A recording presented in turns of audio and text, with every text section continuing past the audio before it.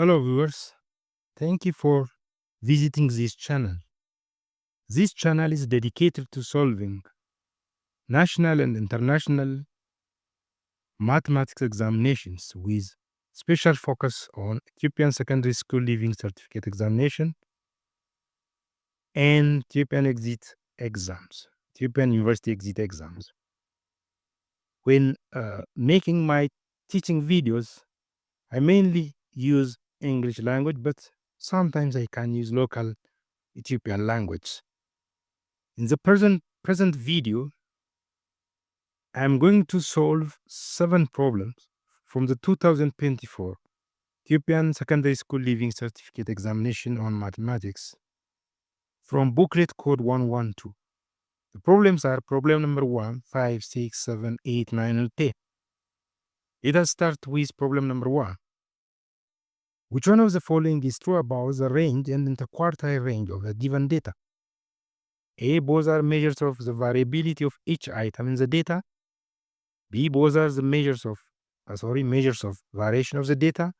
C. Both are affected by extreme values in the data. D. Both are considering only the middle 50% of the data. In order to answer this question, we have to recall certain facts about statistical measures, especially the so-called measures of dispersion. What is a statistical measure? A statistical measure for a numerical data is a single numerical value that describes certain property of the whole data. For example, where the center is, how much the values are scattered, and so on. To answer the present problem, we have to know only about measures of variability, which are also called measures of dispersion, measures of variation, measures of scatteredness, measures of spreadness. All these are the same. And these statistical measures, measure how much the values in a data are scattered about an average. The degree of variability or spreadness of values from average value, how much they are far from average value. Okay, there are different types of measures of dispersion, but in this problem, it's about only range and interquartile range. This problem is about only range and interquartile range. What's range? The range of data can be defined as follows. If the data is ungrouped, it is the difference between largest and the smallest value. If the data is grouped, it is the difference between the upper class boundary of the highest class and the lower class boundary of the lowest class. What about the quartile range? The quartile range is the difference between the third quartile and the first quartile. Quartiles are values that divide data into 4 equal parts. In order to divide a data into 4 equal parts, we need 3 points or values, Q1, Q2, Q3. These are called quartiles. The third quartile minus the first quartile gives us interquartile range. But the second quartile, Q2, is the same as median because median divides data into 2 equal parts. The second quartile also divides data into 2 equal parts. And each part can be further divided into 2 equal parts by Q1, Q3. Okay, limitation and from. In order to answer this problem, we have to know about the advantage and limitations of range and interquartile range. You can get this from Grade 12 student textbook. Limitations of range. It only depends on extreme values. It's highly affected by extreme values because range is the difference between highest value and smallest value. So use on extreme values is affected by them. It does not consider the other values in the data. whereas interquartile range uses Q3 and Q1. Between Q1 and Q3 lies 50% of the data. So it denotes the rest 50% of the data. This is disadvantage of interquartile range, and you get this from grade 12 student textbook. So the answer for this problem becomes, if we look at it, cannot be an answer. Which one is the following is true about range and interquartile range? A, both are measures of variability. Yes, they are measures of variability, but not variability of each item. So A is not correct. B, both are measures of variation of data. Yes. C, both are affected by extreme values. No, only range is affected by extreme values. D, both are considering only middle 50%. No, only interquartile range considers middle 50%. So the answer is B. It has moved to the next problem. The next problem means problem number 5 from booklet code 112. A sector of a circle of diameter 8 centimeters is formed by a central angle of 45 degrees. What's the area of the sector? So to answer this problem, it suffices or it is enough to know area formula for sector of a circle. By the way, sector of a circle means portion, the region bounded by the circle and two of its radii. It looks like this picture. If we know the central angle of the radii that bound a certain sector, in terms of theta and r, the area is given as area is equal to 1 over 2 times r squared times theta. We can derive this formula by using this proportional equation. Radius measure for circle is 2 pi, and area formula for circle is pi r squared. Radian, the central angle for sector is theta. If its area is a, the 2 pi times a must be the same as theta times pi r squared. From that, you can get this area. So in the present problem, theta is in radians, it is in degrees is 45 degrees, but in radians becomes pi over 4. Radius is diameter is given 8 centimeters, so the radius becomes 4 centimeters squared times half times pi over 4 gives us 2 pi. So the answer is B. The next problem is direct forward. If A is 2 minus 3 into root 5 and B is 3 plus 2 into root 5, then was A minus B, was A plus B, was 11A divided by B, was A times B. By direct computation, we get that the answer is B. The next problem is on relations. It's about relations. The shaded region in the following figure is a graph of a relation R. Which one of the following is the domain range of R, respectively? So first we have to find domain, write domain, then we have to write range. We have to write in this order. So we have to record certain facts about a relation first. The relation is nothing but the type of set. It's a set whose elements are ordered pairs, a set of ordered pairs. When we say a relation from A to B, it's a subset of A cross B. By a relation from A to B, we mean any subset of A cross B. And by a relation on A, we mean any subset of A cross A. We can describe relations in many ways. Since relations are sets, we can use anything which we use for the general sets. Complete listing, partial listing, set builder, verbal method. All these methods can be used to describe relations. But in addition to that, we can also use pictorial methods such as arrow diagrams and graphs, and also tables and so on. The current relation is given graphically, and we are asked domain range. So we can answer this problem by first by describing the relation in terms of set builder method. But before that, we have to recall about domain range for relation. Let R be a relation from A to B. This is the set that's formed by taking only the first value, coordinates, x values, is called domain. The set that is formed by taking only y values where xy is in R, the set of all y give us range. The set of all yx give us the inverse of R. Whenever xy is in R, the set of all yx becomes the inverse of R. And if R is a relation from N to B, B itself is called the codomain of R. These four terms are important: domain, range, interview, codomain. But we are not asked about inverse and codomain here. We are asked only about domain and range. The relation in this problem can be described using set builder method as follows. It is a set of all xy where x plus y is less than or equal to 0 and x minus y plus 1 greater than or equal to 0.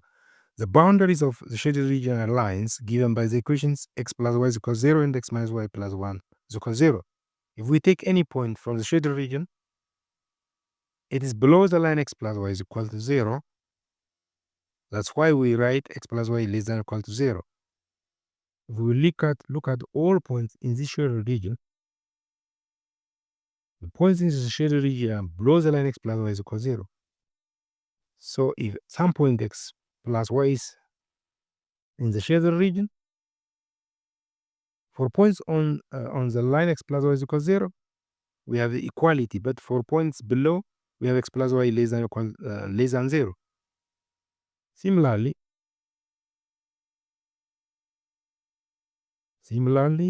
for all points x, y in the shaded region, x minus y plus 1 is greater than or equal to 0.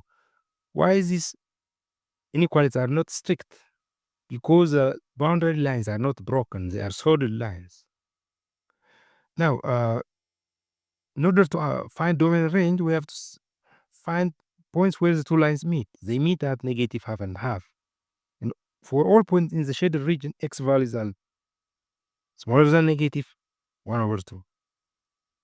And negative 1 over 2 is also acceptable. It's on the boundary. So domain is the set of all numbers less than or equal to negative half. But range is the set of all real numbers. For all points in the shaded region, y value can be positive, it can be 0, it can be negative. So all real numbers are acceptable. They are elements of the range. So the answer is D. The answer is D. Next problem. Problem number 8. Which one of the following statement is the polynomial division theorem? Okay, in order to answer this problem, first we have to recall certain important theorems. It is useful to know about theorems about polynomials. I think this is all of these theorems are included in grade 9 mathematics textbook. Or it can be, okay. Theorems are Euclidean division algorithm, remainder theorem, factor theorem, location theorem, the fundamental theorem of algebra, linear factorization theorem, conjugate root theorem, rational root theorem, and Vieta's formulas. These are important theorems about polynomials. To answer the present problem, it's enough if we know about Euclidean division algorithm only. What does it say? It says the polynomial division theorem, or the Euclidean division algorithm for polynomial, says if we have two functions, say p and d, and if d is not 0, we can find two other polynomials, q and r, so that p is d times q plus r, in such a way that either r is 0 or degree of r is strictly less than degree of d. We can find two polynomials, q and r, where degree of r is strictly less than degree of d, or it has no degree. That means r is 0. Given any two polynomials, p and d, we can always find q and r, so that this equation is true. Okay, so the answer is B. If you look at A, the statement is correct, but it is about factor theorem. If you look at C, statement is correct, but it's about remainder theorem. And D is also true, but it's not about polynomial division theorem. It is about rational root theorem. So the answer is B. Next problem number 9. Which one of the following is equal to cotangent of 1700 155 degree. Okay, to answer this problem, we have to know how to evaluate trigonometric functions. And what are trigonometric functions? Before defining them, we have to recall certain facts about trigonometric ratios. If A, B, and C are the sides of a right angle triangle in which C is the hypotenuse, by using these three numbers, we can form 6 ratios: A over C, B over C, and so on. These ratios are called trigonometric ratios. As these ratios do not depend on the numbers involved, they depend only on the angles of the triangle. If the angles of the triangle are the same, whatever the lengths of the sides are, the ratios remain the same. So they are functions of angle. We call them trigonometric functions. But if we use only this definition, we cannot apply it to angles greater than 90. Because of that, a general definition is needed. And here, this is the general definition. To define trig function of arbitrary numbers or arbitrary angles, first put the angle at standard position. That means make its vertex as the origin and one of its sides or rays on positive x-axis. That ray is called initial ray, and the other ray is called terminal ray. On the terminal ray, take a point xy and let distance from that point to origin be r. Then sine of theta, the sine of that angle, is defined as y over r, the second coordinate over its distance from the origin, distance of the point to the origin. Similarly, the remaining trig functions are defined in this manner. So how to evaluate trig functions? In order to evaluate trig functions, we have to consider certain cases. Case 1 is for special acute angles such as 0, 30, 45, 60, 90. This case is simple, you can read it by yourself. If theta is an angle between 90 and 360, in this case, put first the angle at standard position and measure or calculate the angle between the terminal side of the angle and x-axis, the acute angle between x-axis and the terminal side of that angle. This acute angle is called the reference angle of the given angle.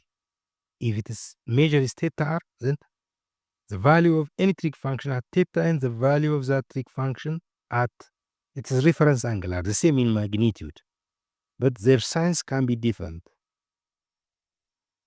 plus or minus. So f of theta is plus or minus f of theta, where theta r is the reference angle of theta. So which of these signs should we take, plus or minus? Depends on the quadrant in which theta lies. And if we look at the definition of trig functions, the sign is determined from the definition. For example, sine of theta is y over r, and y is positive in first quadrant and second quadrant. So sine is positive in first and second quadrant. We can determine the sign of each trig function from its definition. So to solve the present, next, if theta is an angle greater than 360, in that case, divide theta by 360 and take it as remainder. If the remainder of this division is alpha, then f of theta and f of alpha are the same. Okay, and the fourth case is if theta is a negative angle, you can read that case by yourself. So in the present problem, the given angle is 1755 degree. So it is greater than 360. Divide this by 360.